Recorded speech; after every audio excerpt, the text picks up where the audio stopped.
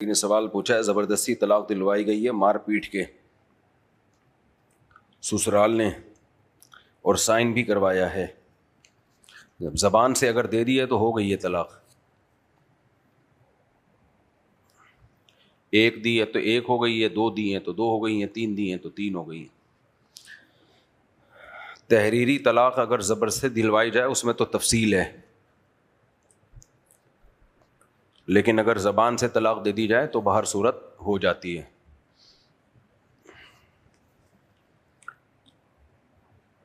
جب یہاں تک نوبت پہنچ جائے نا کہ سسرال والے زبردستی طلاق مانگ رہے ہوں تو پھر ویسے ہی دے دینی چاہیے، شرافت سے ہی. کرنا کیا ہے ایسی بیوی کو رکھ کے جو رہنا ہی نہیں چاہتی.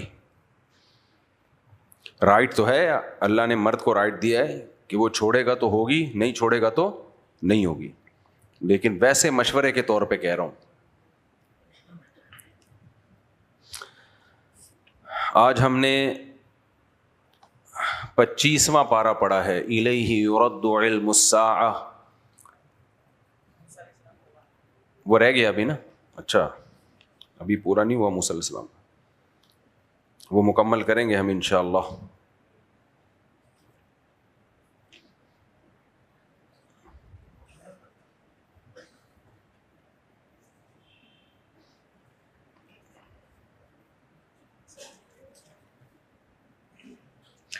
اللہ اکبر. جلدی جلدی کہاں چلے گا، میں نکال رہا ہوں جلدی جلدی.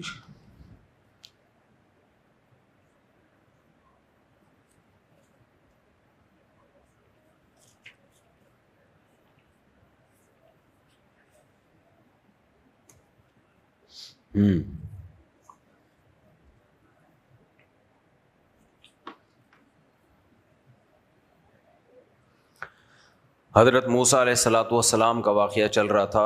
اس واقعے سے پہلے میں تھوڑی سی، کیونکہ چند دن رہ گئے ہیں رمضان کے، تھوڑی سی تو آپ کو قیام اللیل یا قیام رمضان یا تراویح کی میں آپ کو ترغیب ارادہ تھا آج تھوڑی دوں گا. لوگوں میں شروع میں تو بڑا جوش ہوتا ہے تراویح میں. دیکھو یہ جو رمضان کی رات ہے نا جس میں ہم تراویح پڑھتے ہیں، جس کو اسلاف نے اسے تراویح کا نام دیا ہے، حدیث میں اسے مطلق رکھا گیا ہے قیام رمضان. تو رات کو آپ تراویح پڑھیں یا تہجد پڑھیں وہ سب قیام رمضان میں داخل ہے. جو بھی نماز رمضان میں رات میں پڑھی جائے گی اس کو قیام رمضان کہا جائے گا. لیکن یہ ہیں الگ الگ نمازیں، تہجد الگ نماز ہے، تراویح الگ نماز ہے. تو اسلاف اس کا بہت زیادہ اہتمام کیا کرتے تھے، یہ جو تراویح پڑھی جاتی ہے. میں نے اس تراویح پہ پورا ایک مدلل بیان ریکارڈ کروایا ہے، اور بہت محنت کے بعد، ایسے ٹرخانے والا کام نہیں کیا. وہ بیان جب اپلوڈ ہونا تو چاہیے تھا رمضان سے کہ شروع میں ہی اپلوڈ ہو جاتا، لیکن مجھے نہیں اندازہ تھا کہ تحقیق میں اتنا زیادہ ٹائم لگ جائے گا. تو بہت زیادہ تحقیق کی ہے اس میں، آپ دیکھیں گے تو آپ کو اندازہ ہوگا کہ ٹرخانے والا کام نہیں ہے. جب ریسرچ ہوتی ہے نا تو پھر ریسرچ کا مطلب کیا ہوتا ہے؟ ریسرچ. تو وہ 1 مہینے کی، بلکہ اس سے بھی زیادہ ٹائم لگا کے ریسرچ ہے. وہ ریسرچ ظاہر ہے 3-4 گھنٹے کی ہے. ٹائم انسان کا نا، ایک پیپر اگر ریسرچ کے بعد لکھے نا تو تحقیق کے بعد 1 صفحہ لکھنے میں مہینہ لگتا ہے. آج کل کے جو اسکالرز آ رہے ہیں نا، ایسے دن دن ریسرچ پیپر شائع ہو رہے ہیں، ان کی کوئی ریسرچ ویسرچ نہیں ہوتی ہے. تو وہ تراویح والا بیان اب ہم نے لگا دیا اپلوڈنگ پہ، تھوڑے سا اس میں حوالے کچھ ایڈ کرنے ہیں. تو پہلے میں نے پورا وہ لکھ کے رسالہ لکھا ہے تراویح پہ، اس رسالے کو پھر میں ویڈیو ریکارڈنگ میں لا جاؤں. لیپ ٹاپ میں وہ رسالہ ہے، وہ بھی میں انشاءاللہ شائع کر دوں گا. تو ابھی تو ہمارا فوکس یہ تھا کہ ویڈیو ریکارڈنگ اس کی ہو. تو وہ جب اپلوڈ ہوگا تو آپ نے اس کو سننا ہے، آگے بھی پھیلانا ہے، کیونکہ اس کی اہمیت میری نظر میں 2 وجہ سے، تراویح کی 2 وجہ سے. نمبر 1، جس اہتمام سے نبی صلی اللہ علیہ وسلم نے رمضان کے روزوں کا حکم دیا ہے نا، قیام رمضان کا بھی اسی اہتمام سے حکم دیا ہے. رمضان اور تراویح یہ ساتھ ساتھ ملے ہوئے ہیں. ہمارے اہل حدیث بھائی جو کہتے ہیں نا رمضان اور غیر رمضان میں 8 ہی پڑھنی ہے، تو یہ تو آپ نے رمضان کی ویلیو کی حیثیت ہی ختم کر دی، کیونکہ رمضان میں بھی 8، غیر رمضان میں بھی 8. تو رمضان میں کیا فضیلت ہوئی؟ پھر رمضان میں کیا اسپیشل آپ نے پروٹوکول دیا رمضان کو؟ بلکہ الٹا، جو 8 رکعتیں رات کے آخری وقت میں پڑھنی ہوتی ہیں وہ عشاء کے بعد پڑھ رہے ہوتے ہیں یہ لوگ. یعنی رمضان کی ویلیو تو بجائے بڑھانے کے اور زیادہ کم کر دی ہے. تو اس لیے تراویح اور رمضان یہ دونوں کیا ہیں؟ ساتھ ساتھ ہیں. ہاں روزہ فرض ہے اور تراویح سنت مؤکدہ ہے. ہمیشہ سے ایسا ہوتا رہا ہے, اس کو چھوڑا نہیں اسلاف نے کسی قیمت پہ بھی تراویح کی نماز کو, کیونکہ وہ جانتے تھے کہ یہ عام سنت نہیں ہے. اس پہ سارے ریفرنسز میرے ویڈیو کلپ میں موجود ہیں کہ عام سنت نہیں ہے. اس کو جو نفل کہہ دیا جاتا ہے یہ اس سینس میں کہ فرض نہیں ہے, لیکن عام نوافل کی طرح نہیں ہے بلکہ سنت مؤکدہ ہے. اور بعض ائمہ نے تو وطر سے بھی زیادہ اس کو تاکید سے بیان کی ہے. بہرحال وطر کی زیادہ تاکید ہے. تو اب چونکہ رمضان کا ایک خاصہ ہے, یہ خلفائے راشدین نے اس کو شروع کیا, خلفائے راشدین خود بھی پڑھتے تھے. یہ سارے ریفرنسز انشاءاللہ اس میں آپ کو ویڈیو بیان میں مل جائیں گے. اب وہ ہے 4-5 گھنٹے کا, تو ہم سوچ رہے ہیں اس کو ٹکڑوں کی شکل میں شائع کریں. تو اب تو رمضان کا اینڈنگ آخری وہ چل رہا ہے, تو کوئی بات نہیں, اس کو چلا دیں گے, پھر اگلے رمضان میں زیادہ وائرل ہو جائے گا, پورے سال چلتا رہے گا. تو یہ ایک وجہ تو یہ ہے اس کی, جو میں نے اس کو اتنی اہمیت دی اور اس میں پورا مہینہ میں نے مغز ماری کی ہے, بہت زیادہ مطالعہ کیا, بہت ہر طرح سے اس کو کور کیا ہے, کوئی اشکال انشاءاللہ اس میں چھوڑا نہیں ہے. تو آپ جب دیکھیں گے تو آپ کو اندازہ ہوگا کہ یہ تھوڑی محنت نہیں ہے. اور یہ بھی اندازہ ہوگا ریسرچ اس کو کہتے ہیں, جو آج کل کے محقق مارکیٹ میں ہول سیل کے حساب سے تحقیق بھائی کچھ بھی نہیں ہوتی. ایک حدیث وہاں سے دیکھی, ایک وہاں سے دیکھی, مارکیٹ میں کیا لے ہے؟ تحقیق ہے, اور اس کو تحقیق نہیں کہتے. تو وہ آپ نے زیادہ سے زیادہ اس کو وائرل کرنا ہے. اور میں اہل علم سے گزارش کروں گا کہ میں چھوٹا آدمی ہوں, لیکن وہ آپ علماء بھی سن لیں, انشاءاللہ وہ بھی بہت ان کی کلیئرٹی بالکل ٹھیک ٹھاک طریقے سے ہو جائے گی. آگے جب علماء عوام کو یہ مسئلہ بتائیں گے تو ان کو بھی آگے بیان کرنے میں آسانی ہوگی, کانفیڈنٹلی ایک بات بتا سکیں گے وہ.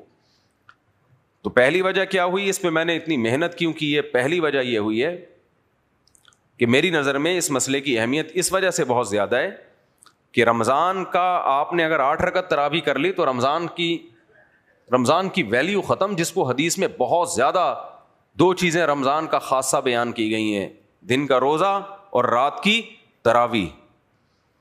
دوسری بات یہ کہ آپ جب وہ میرا ویڈیو کلپ سنیں گے انشاءاللہ, ویڈیو کلپ کیا پورا بیان ہی ہے, کلپ تو شارٹ چھوٹے موٹے چیزوں کو کہا جاتا ہے, وہ تو پورا ایک 4-5 گھنٹے کی پریزنٹیشن سمجھ لیں آپ. تو آپ کو اندازہ ہوگا یہ مسئلہ اجماعی تھا, اور اتنا زبردست اجماع اس پر ہوا ہے کہ چند ہی مسائل ہیں جن پر ایسا زبردست اجماع ہوا ہو. اجماع کہتے ہیں کہ کسی بھی دور میں پوری امت کسی ایک مسئلے پہ جمع ہو جائے تو اس کو اجماع کہتے ہیں, جبکہ اس مسئلے میں کسی دور میں نہیں, 1300 سال امت جمع رہی ہے. 1300 سال, 1-2 اقوال ہمیں ملتے ہیں اس کے خلاف. 1300 سال امت نے کسی مسئلے پر اتفاق کیا ہو, اس کے بعد آ کے اس میں رکھنا ڈالنا اور مسجدوں میں 8 رکعت تراویح شروع کرا دینا, یہ پھر اس کی علامت ہے کہ جب نئے لوگ آئیں گے نا دین کے علم کی طرف اور ان چیزوں سے متاثر ہوں گے, تو وہ پھر اسلاف کو معاذ اللہ بے وقوف سمجھنا شروع کر دیں گے کہ دین تو ہم نے سمجھا ہے, صحابہ, تابعین, چاروں ائمہ اور پوری امت یہ تو ایسا ہی تھی. تو جب ایک دفعہ امت پہ اعتماد اٹھتا ہے تو بریکیں فیل ہو جاتی ہیں, پھر غامدیت کا دروازہ یہیں سے کھلتا ہے. سمجھ میں آ رہی؟ قرآن و حدیث کا نام غامدی صاحب بھی لیتے ہیں. فرق کیا ہے؟ غامدی صاحب قرآن و سنت کی وہ تشریح جو غامدی صاحب کی سمجھ میں آئے, ہم کہتے ہیں قرآن و سنت کی وہ تشریح جس پر امت نے عمل کیا. یہ امت غلط نہیں ہو سکتی, اس امت کی بڑی ویلیو اللہ کی نظر میں, یہ یہود و نصارہ والی امت نہیں ہے, یہ محمد صلی اللہ علیہ وسلم کی امت ہے, اللہ کے حبیب کی امت ہے, اللہ کے آخری نبی کی امت ہے. یہ امت کو آپ یہودیوں پر, عیسائیوں پر قیاس نہیں کر سکتے. اس میں تعامل امت کا عمل متواتر, اس کی بہت بڑی ویلیو ہے.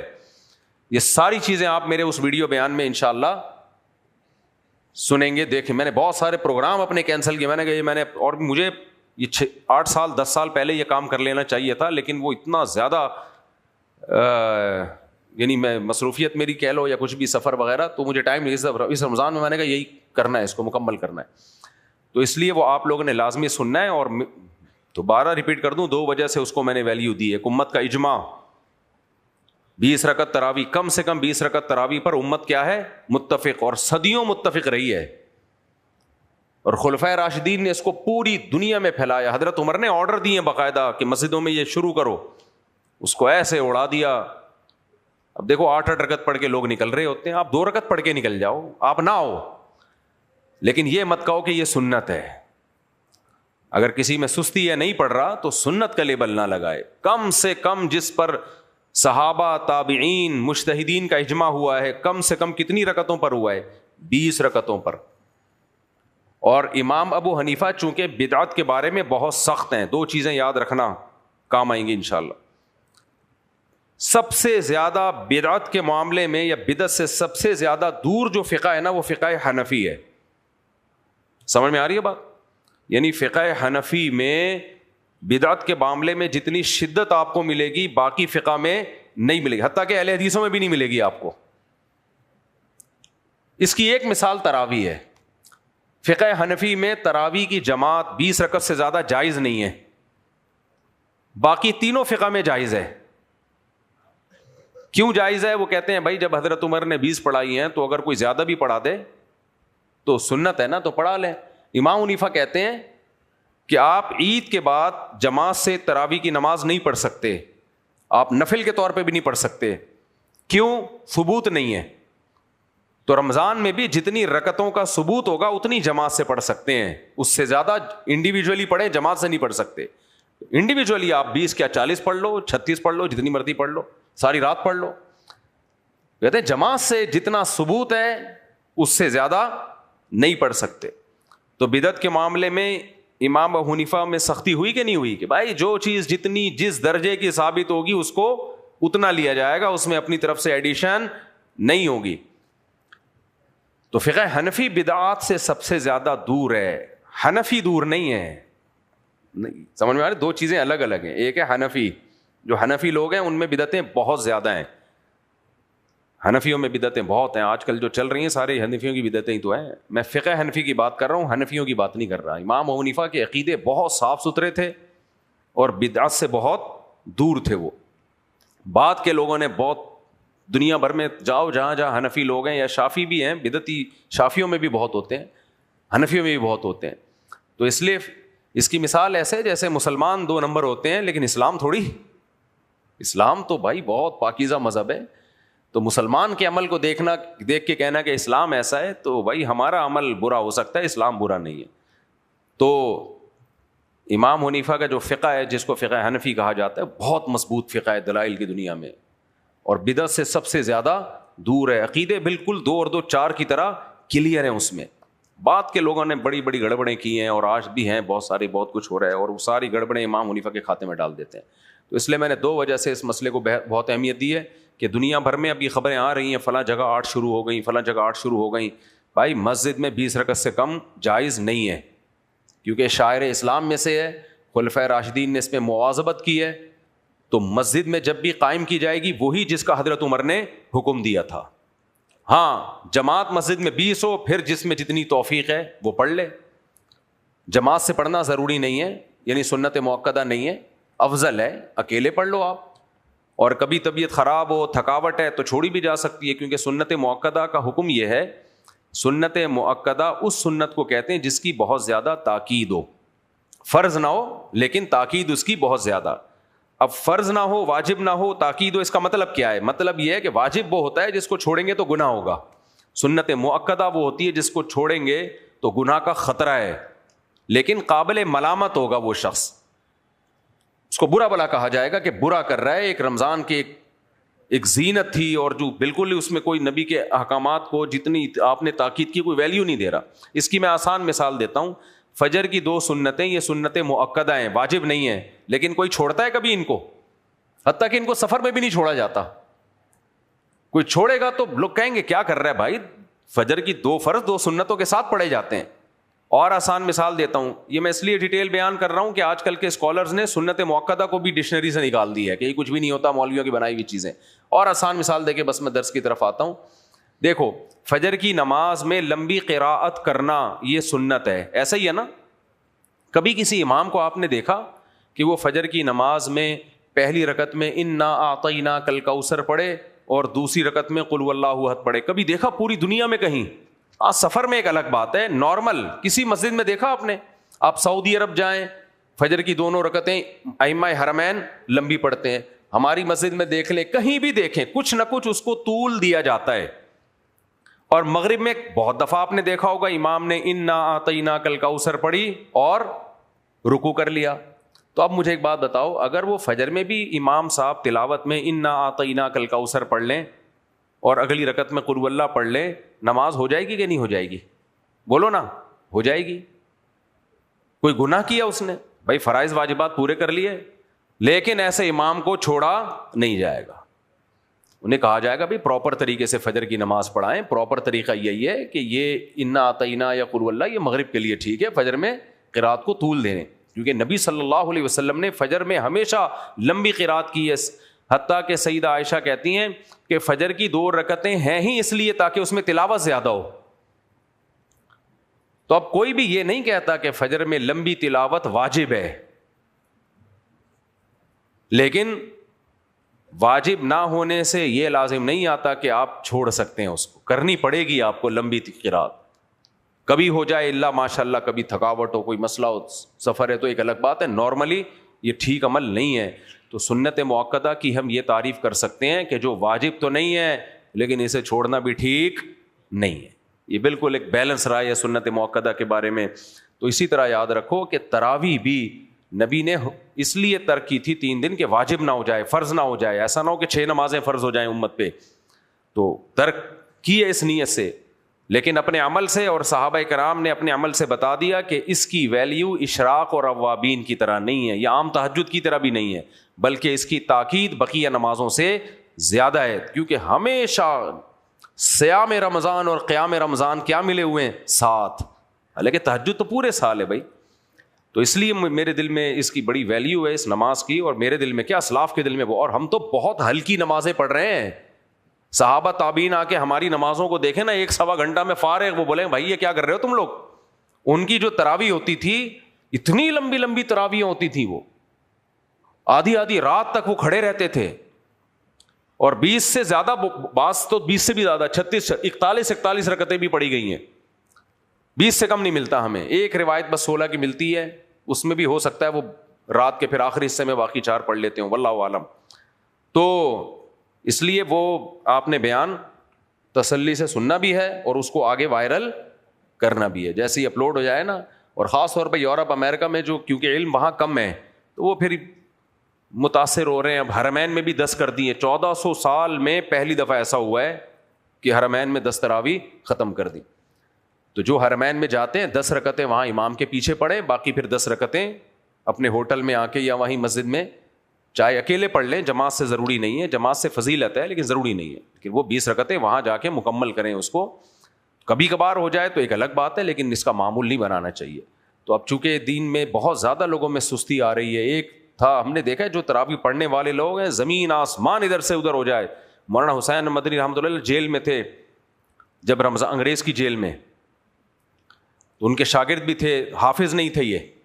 تو جب رمضان آئے انہوں نے کہا بھائی یہ تو ہم تو تراویح تو رہ جائے گی ہماری, محلے میں تو ہم مسجد میں جا کے پڑھ لیا کرتے تھے, یہاں تو رہ جائے گی. حافظ دونوں میں سے کوئی نہیں تھا.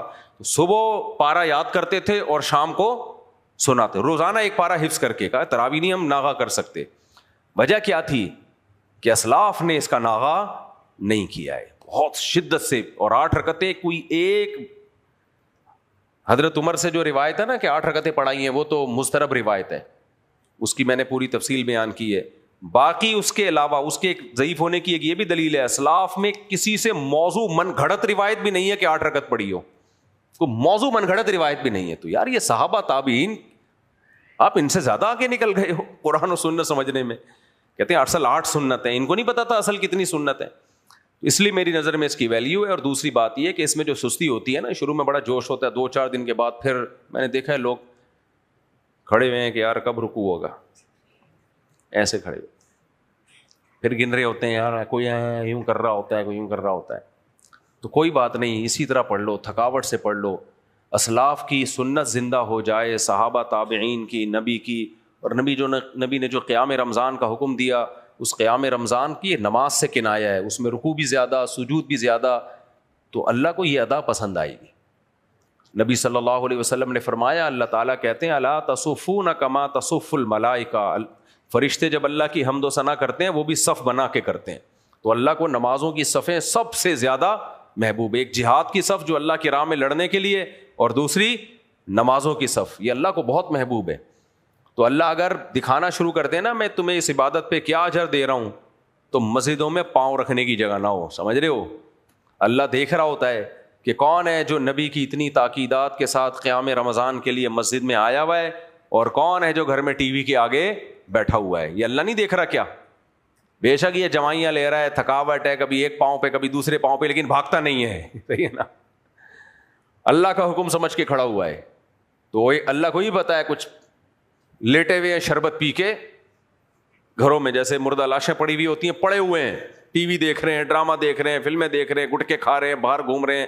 اللہ وہ بھی دیکھ رہے ہیں, اللہ ان کو بھی دیکھ رہا ہے کہ اپنے نفس پہ جبر کر کے یہ اللہ کے سامنے کھڑے ہوئے ہیں. تو ام نجعل المتقین کالفجار, قرآن کہتا ہے دونوں برابر ہو سکتے ہیں.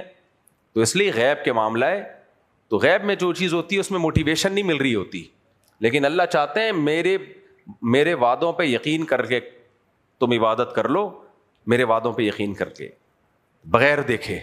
دکھا دیا تو پھر مزہ نہیں. اگر جلیبیاں بٹ رہی ہوں تو سارے آ جائیں گے نا, کیا خیال ہے؟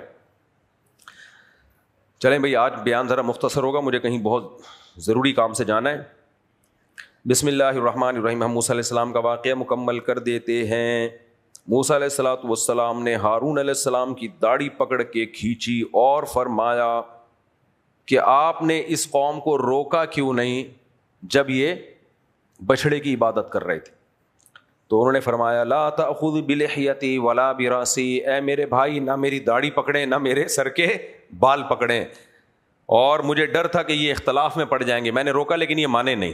اس سے بھی پتہ چلتا ہے کہ برائی سے روکنا ایک حد تک ہے. جب آپ کو اندازہ ہو کہ اس پہ اثر بھی نہیں ہو رہا اور الٹا فساد ہو رہا ہے, تو پھر خاموشی اختیار کر لی جائے, کسی کے پیچھے نہ پڑا جائے. ہارون علیہ السلام کوئی تلوار لے کے ان کی گردن تو اڑا نہیں سکتے تھے, انہوں نے سمجھا دیا, کئی دفعہ سمجھایا ہوگا, نہیں مانے تو چھوڑ دیا ہوگا اپنے حال پہ. پھر اللہ نے حکم دیا جنہوں نے بچڑے کی عبادت کی ہے ان کو قتل کیا جائے. وہ ان کی توبہ یہ کہ وہ خود اپنے آپ کو قتل کے لیے پیش کر دیں. پھر حضرت موسیٰ علیہ السلام نے سامری جادوگر کو بلایا کہ تو بتا بھی تیرے ساتھ کیا ہوگا جو تو نے یہ کیا ہے نا, یہاں ایک جادو کیا ہے. تو قال بصرت بما لم يبصروا به فقبضت قبضة من اثر الرسول. کہتے ہیں جو جبریل تھے ان کے گھوڑوں کی ٹاپوں کی مٹی میں نے نکالی اور وہاں سے میں نے مٹھی لی. فنبذتها, اس کو میں نے آگ میں, یا جو سونے کا بنایا تھا اس نے, بنی اسرائیل کا سارا سونا جمع کر لیا. اس وقت مال غنیمت حلال نہیں تھا, ویسے بھی یہ مال غنیمت تو تھا نہیں ہے, تو اللہ نے عذاب سے ان کو تباہ کیا تھا. تو وہ پگھلا کے میں نے اس میں وہ مٹی ملائی ہے اور ایسے میں نے جادو کیا. وَكَذَلِكَ سَوَّلَتْ لِي نَفْسِي, میرے دل نے میرے لیے ایک کام نکالا تھا کہ یار کچھ یونک کر کے دیکھتے ہیں, کچھ نیا ہو جائے. صحیح ہے نا. حضرت موسیٰ علیہ السلام نے اس کو بد دعا دی. قَالَ فَاذْهَبْ فَإِنَّ لَكَ فِي الْحَيَاةِ أَن تَقُولَ لَا مِسَاسَ. جا تجھے ایسی بیماری لگے گی تو ساری زندگی لوگوں سے کہتا رہے گا مجھے مت چھوؤ. کوڑ کی بیماری نا, اس میں ہمیشہ دور بھاگتا ہے لوگوں سے, لوگ بھی دور بھاگتے ہیں کہ بیماری, کیونکہ یہ متعدی ہے نا, ایک دوسرے سے لگتی ہے. کچھ بیماریاں ایسی ہیں جو ویکسینوں کی وجہ سے دنیا سے جڑ سے خاتمہ ہو گیا ہے. ہمارے ہاں دیندار طبقے میں نا بعض لوگوں میں نیگیٹیوٹی بہت زیادہ ہے, وہ سمجھتے ہیں انگریز جو کام کر رہا ہے غلطی کر رہا ہے. نانا بھائی, انہوں نے میڈیکل سائنس میں ترقی کی ہے تو کچھ میڈیسن ایسی بنا لی ہے جس سے مسلمانوں کو بھی فائدہ ہوا ہے, تہجد گزاروں کو بھی, مولویوں کو بھی فائدہ ہوا ہے. چیچک کے داغ ختم ہو گئے کہ نہیں ہو گئے؟ تو یہ ویکسین کی وجہ سے, ورنہ چیچک کے داغ کیسے پوری زندگی کے لیے چہرہ بگڑ جاتا تھا, اب چیچک دنیا سے ختم ہو گئی ہے اس ویکسین کی وجہ سے. اسی طرح کوڑ کی بیماری بھی ختم ہو گئی ہے, یہ جو پہلے زمانے میں ہوا کرتی تھی یہ ویکسین کی وجہ سے ختم ہوئی ہے. تو ہمارے یہاں بس کچھ لوگ ہیں ویکسین میں, یہ قطروں میں, یہ فلانے میں, یہ کمپنی میں, یہ اور ویسے ایسے زہر لے کر آ رہے ہوتے ہیں اس میں کہ اللہ کی پناہ ہے. تو اتنا زیادہ منفی مت سوچا کرو, کچھ بہت زیادہ ہو جاتا ہے ہمارے. تو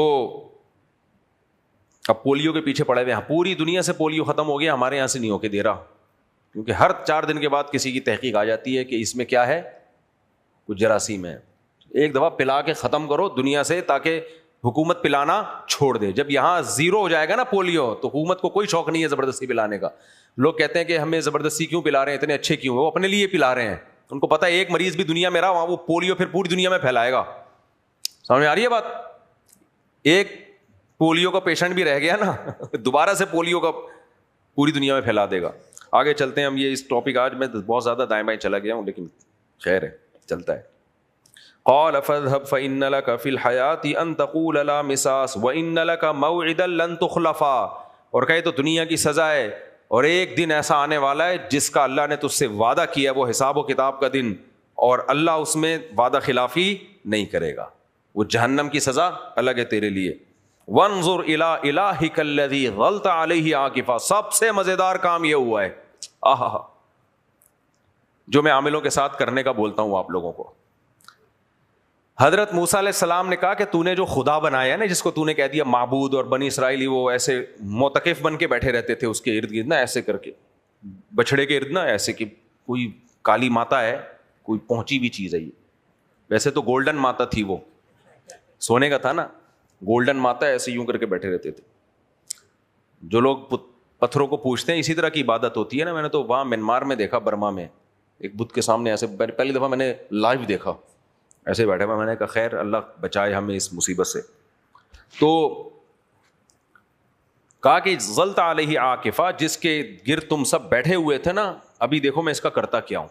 لنحرقنہ, جلایا اس کو آگ میں, ثم لننسفنہ, پھر اس کی راکھ کو دریا میں بہا دیا, بیڑا غرق کر دیا ان کے معبود کا. یہ میں کیوں اتنی اہمیت سے بیان کر رہا ہوں؟ وہم اور توہم پرستی اس کے بغیر نکلتی نہیں ہے. سمجھ میں آ رہی ہے بات؟ توہم پرستی جو ہے نا, کہ شاید کچھ ہو جائے, بھائی کچھ تو ہے نا, کوئی روح آئی ہوئی ہو اس میں. تو یہ جو عامل لوگ کہہ رہے ہوتے ہیں نا, یہ جادو ہے تمہارے اوپر, اور میں یہ کر دوں گا, میرے ہاتھ میں جنات ہیں, اور میرے پاس موکل ہیں, اور میرے پاس ہمزاد ہیں, اور میں یہ کر دوں گا, اور میں وہ کر دوں گا. تو آپ نے میرے بیان سنے ہوئے ہوتے ہیں, آپ کہتے ہیں نہیں مفتی صاحب نے کہا ہے عاملوں سے متاثر نہیں ہونا چاہیے, لیکن یار جادو تو برحق ہے نا. اندر دل میں کیا ہو رہا ہوتا ہے, تھوڑا تھوڑا ڈر بھی, یار اتنے لوگ بے وقوف تھوڑی ہیں, تو تعویذ لینے میں حرج کیا ہے. یا پھر یہ کہ ایسا نہ ہو کہ کچھ نقصان ہو جائے, یہ موکل بھیج دے. اس کا حل یہی ہے, اب آگ میں تو پھینک نہیں سکتے, گورنمنٹ کی طرف سے پابندی ہے, نہ اس کو جلا کے, وہ تو ہندو کرتے ہیں, وہ جلا کے ایسے کر دیتے ہیں. آپ نے رکھ کے کیا مارنا ہے, چماڑ. بولا تیرے باپ میں دم ہے نا, جتنے موکل, جتنے حمزات, جتنے چڑیلیں, جتنے جن. مسجد میں وہ گالی, مذہب خدا کی قسم یہ مزہ نہیں آ رہا یار, یہ اکیلے میں آنا, یہ جذبات جو ہے نا, یہ پھر قابو پا کے میں بیان کر رہا ہوں. یہ میں ان کی تعظیم کر رہا ہوں, یہ رسپیکٹ دے رہا ہوں. جو گالی آپ کے پاس ایسی ہے جو آپ نے رکھی ہوئی ہے, پھر سسرال آ گیا, استغفر اللہ, جو آپ نے گالی سنبھال کے رکھی ہوئی ہے کہ میں کسی اس شخص کو دوں گا جو آپ کی نظر میں اس سے گھٹیا کوئی ہو نہیں سکتا, وہ والی گالی آپ نے اس کو پارسل کر دی ہے. اس کانفیڈنس کے بغیر آپ عاملوں کے شکنجے سے نہیں نکل سکتے. میں کیوں نکلا ہوا ہوں بھائی, میرے اوپر جادو نہیں کرتے ہوں گے یہ, میں اتنا ان کے خلاف بولتا ہوں, کیا خیال ہے؟ فلیتے پلیتے پڑھائیاں دھمکیاں, پہلے تو قتل تک کی دھمکیاں دیتے رہے مجھے, تو میں اور ان کے خلاف اب روکا ہوا ہے میں نے بہت مشکل سے. اور تمہارے باپ میں دم ہے, تم کرو نا یار, کرو نا, بھیجو نا ان بغیرتوں کے پاس. نہ کوئی چڑیل ہے نہ بھوت ہے, یہ ذہن میں رکھنا, یہ الو بناتے ہیں. اور میں پھر کانفیڈنٹلی کہہ رہا ہوں, میں 2 نمبر عاملوں کے خلاف نہیں ہوں, یہ یاد رکھنا. میں ان کے خلاف ہوں جن کو تم 1 نمبر سمجھتے ہو. 2 نمبروں کو تو میں لفٹ ہی نہیں کراتا, وہ تو لفٹ تو ان کو بھی نہیں کراتا, لیکن ان سے بولتا بھی نہیں ہوں میں ان کے خلاف. یہ جو کہتے ہیں نا مفتی صاحب ایکچولی 2 نمبر لوگ بھی بہت ہیں, بھائی 2 نمبر ہی ہیں, 2 نمبر لوگ بہت ہیں. میں ان عاملوں کی بات کر رہا ہوں جو رائے کا مقیم ہے, جو تبلیغی ہے, جو دیوبندی ہے, جو بزرگوں کا مجاز ہے, صحبت یافتہ ہے, خلیفہ ہے بزرگوں کا, وہ الو بنا رہا ہے. ہاں ایک فیور میں دیتا ہوں, سارے 2 نمبر نہیں ہوتے, ان میں سارے 2 نمبر نہیں ہوتے. 1% ایسے ہوتے ہیں جو بیچارے ہوتے نیک ہیں لیکن اتنے کھسک چکے ہوتے ہیں عملیات کر کر کے کہ اوپر کی کھوپڑی بالکل 180 ڈگری پہ گھوم گئی ہوتی ہے. ویسے تو 180 پہ گھوم کے واپس نہیں آ جائے گی, 90 نہیں سوری 180 پہ صحیح ہے, وہ 360 ہوتے ہیں. لیکن ویسے بھی اگر 360 پہ گھوم کے واپس آئے تو وہ والی کنڈیشن تو نہیں ہے نا, یہ تو گھوم کے واپس آئی ہے نا. تو 180 فی الحال ہم 180 سمجھ آسانی سے آ جاتے, 360 پہ گھماؤں گا تو وہ پھر سمجھے گا کہ میں ٹھیک ہو گیا ہوں گھوم کے. تو 180 ٹھیک ہے. تو یہ عملیات کرتے ہیں, کسی نے ان کو بتا دیا ہوتا فجر کے بعد یہ پڑھو, ظہر کے بعد یہ پڑھو, کر رہے ہوتے ہیں. تو اس سے کیا ہو جاتی ہے, کھوپڑی کھسک جاتی ہے, پاگل ہو جاتے ہیں. میں نے نیک لوگوں کی بات کر رہا ہوں, وہ پاگل ہو گئے ہیں. پھر ان کو ایسا لگتا ہے اس پہ موکل, اس پہ چڑیل, حمزہ, پھر وہ بیچارہ پاگل ہو گیا. میرے ہے وہ نیک آدمی لیکن ہو کیا گیا ہے پاگل. تم تھوڑی پاگل ہو. کبھی دنیا میں کسی پاگل سے بھی علاج کرایا جاتا ہے؟ علاج ہمیشہ ان لوگوں سے جن کو جو نارمل, اور نارمل کو آپ کے ساتھ کوئی نہ جن نظر آئے گا نہ چڑیل, کیونکہ جن اور چڑیل کے لیے جو فریکوینسی چاہیے نا وہ فریکوینسی انسانوں کے پاس ہے ہی نہیں. اگر اس کو نظر آ رہا ہے اس کا مطلب اس کی فریکوینسی کیا ہو گئی ہے, آؤٹ ہو گئی ہے. اس کو کیا کرنا ہے, ایڈجسٹمنٹ کی ضرورت ہے اس کو. تو پاگل ہو گیا وہ. تو میرے سے سیکھو یار, میں صبح و شام ان کو گالیاں دیتا ہوں, تمہارے میں دم ہے تو تم آؤ اور کچھ کرو. تو آؤ, تو کچھ کیا انہوں نے, اور انشاءاللہ ویسے بھی نہیں کر سکتے. ہاں اللہ کسی کو کوئی نقصان پہنچانا چاہے تو کسی کا باپ نہیں روک سکتا بھائی, اور اللہ فائدہ پہنچانا چاہے تو کسی کا باپ بھی رکاوٹ نہیں بن سکتا. تو یہ جتنے ہیں نا چغتائی مغتائی اور یہ فلانے ڈمکانے اور یہ سب تم لوگ جیسے لوگوں کو بیوقوف بنانے کے لیے, ناخنوں پہ تیل لگا لو اور یہ کر لو اور فلانا کر لو ڈمکانا, یہ منجن. اور میرے سامنے آ کے خدا کے لیے مت تعریفیں کیا کرو. بہت مشکل سے اپنے آپ کو روک کے رکھوں. موسیٰ علیہ السلام نے چماٹا مارا تھا نا, اس سے تو بندہ ویسے ہی مر گیا تھا. تو وہ نے تو اس ارادے سے مارا تھا کہ مرے نہیں, میں تو اس ارادے سے ماروں گا کہ مرے کم وقت. چلو آج سارا درس عاملوں کی نظر ہو گیا, لیکن کوئی بات نہیں, ایک بات بھی ہو جائے کام کی ہو جائے, یہ بہت اچھی ہے. تو موسیٰ علیہ السلام نے ایسے نہیں کیا کہ دیکھو اب ان کا معبود ہے تو کچھ ہے نا, اور بنی اسرائیل کو کہا کہ اب اس کو احترام کے ساتھ تو ایسا برد کر دو اس کو. تو کچھ بھی نہیں بھائی, نہیں بوس نہیں, کچھ اور الگ ایک لفظ تھا میں بھول گیا, بڑا کامن, سمندر برد کچھ ایسا لفظ تھا, بڑا مہذب سا لفظ تھا.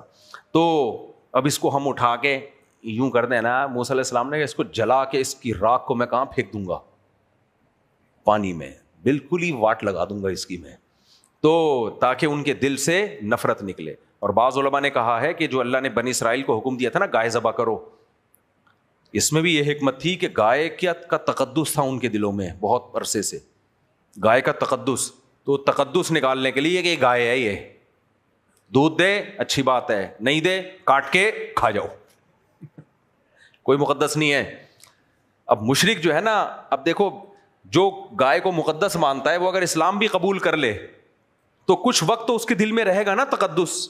ساری زندگی جس نے گائے کے سامنے یوں کیا اور ساری زندگی اس کو ماتا کہا اور ساری زندگی اس کے سامنے سجدے کیے ہوں, اس کو مقدس مانا, وہ اگر اسلام قبول بھی کر لے تو بھی تھوڑا سا تو رہے گا کہ یار بہرحال مقدس ہے. تو اسلام کہتے ہیں نہیں, جب اسلام میں کنورٹ ہوئے ہو تو مکمل کنورٹ ہونا پڑے گا. تو پھر اسلام اس سے وہ کام کروائے گا کہ تمہارے دل سے اس کا تقدس نکلے. پھر اسلام کہے گا تم نے بکرا نہیں کاٹنا, تم نے اونٹ نہیں نہر کرنا, تم نے قربانی میں کیا کرنا ہے, گائے. تقدس نکالو. آپ کہہ سکتے ہو یہ تو بیچاری گائے پہ ظلم ہے کہ وہ اتنی پیاری چیز ہے, اس کا تقدس کیوں نکالا جا رہا ہے. قرآن میں اللہ نے بتا دیا وَسَخَّرَ لَكُمْ, ساری کائنات سرونٹ ہے, مسخر ہے. آپ کا جو نوکر ہے نا وہ آپ کے لیے مسخر ہوتا ہے, سرونٹ ہوتا ہے. تو سرونٹ مقدس نہیں ہوتا. یہ ساری کائنات میرے اور آپ کی خدمت کے لیے بنی ہے. گائے کو مقدس ماننے میں گائے کی تعظیم نہیں ہے, انسانیت کی توہین ہے. آپ گائے کی تعظیم کے ذریعے انسان کو کیا کر رہے ہو, گرا رہے ہو. اسلام جب حکم دیتا ہے نا گائے ذبح کرو تو وہ گائے پہ ظلم نہیں کر رہا, وہ انسان کو وہ ویلیو دے رہا ہے, وہ مقام دے رہا ہے جو انسان کا ہے, کہ یہ ساری کائنات غلام ہے کس کی, انسان کی غلام ہے. تو ہم گائے کی توہین کا شوق نہیں ہے, ہمیں انسانیت کو عظمت دلانے کا ہمیں شوق ہے کہ یہ سب کس کے لیے بنے ہیں, تمہارے لیے بنے ہیں. یہ تمہاری رسپیکٹ کا تقاضا یہ ہے کہ جب تمہیں دل چاہے تو کاٹ کے کھا جاؤ, جب تمہیں دل چاہے دودھ نکال کے پی جاؤ. ہاں ظلم نہ کرو, تکلیف نہ دو اس کو. ذبح بھی ایسے کرو کہ جس سے تکلیف کم سے کم ہو. پال رہے ہو تو اس کے کھلائی پلائی کا خیال کرو, بھوکا نہ مار دو اس کو, تکلیف سے دور رکھو اس کو. یہ ساری احسانات تو ہیں, لیکن یہ کہ جب ہیں تمہارے لیے بھائی. اب اگر تم نے کاٹ کے نہیں کھایا, بوڑھی ہو جائے گی تو کسی کے کام کی نہیں رہے گی. کیا خیال ہے؟ وہ چنگم جیسا گوشت ہو جائے گا. میں نے بتایا نا بقرعید پہ ایک دفعہ ہم بکرا لینے گئے تھے تو اس قیمت پہ گائے لے آئے اٹھا کے, لیکن وہ پھر گائے اللہ کی پناہ, وہ 8 دانت کی گائے تھی, پھر وہ لمبا واقعہ ہے, چھوڑو. تو اس لیے علماء نے کہا ہے ہاں کسی کے مذہب کا مذاق نہیں اڑایا جائے گا. جب تک وہ ہندو ہے, جب تک وہ اپنے مذہب میں ہے, تو اس کے سامنے اس کے معبود کو برا نہیں کہا جائے گا. اس سے قرآن نے منع کیا ہے, کیونکہ قرآن نے کہا تم ان کے خداؤں کو برا کہو گے تو وہ تمہارے خدا کو برا کہیں گے. لیکن جب وہ اسلام میں کنورٹ ہوگا تو پھر اسلام میں تمام لوازمات کے ساتھ آئے گا, تو اس سے کو سب سے پہلے حکم کیا دیا جائے گا؟ گائے ذبح کرو. تم گائے ذبح کرو, اس کو کھا لو. ذبح کر ایسے ہی نہیں بلا وجہ جانور کو مارنا جائز نہیں ہے, یعنی کھانے کے لیے. تو ذبح کرو اور کھاؤ, ٹھیک ہے, تاکہ تقدس اس کے دل سے نکلے. تو حضرت موسیٰ علیہ السلام نے بھی یہ کیا کہ تقدس نکالنے کے لیے اس بچڑے کی ایسی کی تیسی کر دی. پھر فرمایا ان الہکم اللہ الذی لا الہ الا ہو. بنی اسرائیل کو بتایا تمہارا معبود صرف وہ ہے جس کے سوا کوئی عبادت کے لائق نہیں ہے. وسع کل شیء علما, ہر چیز کو اس کا علم محیط ہے. کذالک نقص علیک من انباء ما قد سبق. پھر اللہ تعالیٰ نبی صلی اللہ علیہ وسلم سے فرماتے ہیں دیکھو ہم کیسے پہلے لوگوں کی خبریں آپ کو سناتے ہیں جن کی پہلے آپ کو خبر نہیں تھی. یہ تو جی یہاں سورہ طٰہٰ میں مکمل ہوا ہے, لیکن سورہ اعراف میں اس سے بھی زیادہ تفصیل ہے, وہ بھی پھر انشاءاللہ ہم کسی وقت بیان کریں گے. آج بیان ہو نہیں سکا, مجھے تشنگی رہ گئی, تفسیر نہیں ہوئی آج زیادہ. میں وہ تراویح پہ زیادہ چلا گیا, اور عاملوں کی واٹ تو آپ کو پتہ ہے میرا ایسا, مجھے اس سے اب دیکھو اگلے 5 دن کے لیے انرجی مل گئی ہے مجھے. بہت دنوں سے صحیح طرح بولا نہیں تھا, تو میں ایسی سب مجھے پتہ نہیں آج مجھے اتنی ویکنیس کیوں ہو رہی تھی. آج روزہ بھی بہت زیادہ لگا ہے اور اتنی ویکنیس تھی, تراویح بھی نہیں صحیح طرح سے پڑھائی جا رہی تھی. تو اب مجھے پتہ چلا کہ بہت دنوں سے میں نے گالیاں دی نہیں ہیں. تو الحمدللہ آپ دیکھ رہے ہو ایک چہرے پہ رونق آ گئی, میرے ایک جسم میں کیا آ گئی, طاقت آ گئی ہے. تو آج تفسیر نہیں ہو سکی تو یہ اچھا نہیں ہوا, لیکن عاملوں کے گالیوں والا جو کام ہے اس سے یہ کیا ہو گیا, بیلنس ہو گیا. تو کل پھر انشاءاللہ ہم تفسیر ہی کو فوکس کریں گے, کیونکہ میں نے یہ رکھا ہے صرف قرآن کی تفسیر کے لیے, دائیں بائیں موضوعات کے لیے ہے نہیں. لیکن آج کیا کریں, بس ہو گیا, بعض دفعہ ہو جاتا ہے. اتنے اچھے ٹاپک چل رہے ہوتے ہیں تفسیر کے, اتنی اس میں روحانیت ہے, فائدہ ہوتا ہے, مجھے خود بہت فائدہ ہوتا ہے. تو بھائی ایسے نہیں ہوتا. چلیں جی, سبحانک اللہم و بحمدک نشہد ان لا الہ الا انت نستغفرک و نتوب الیک.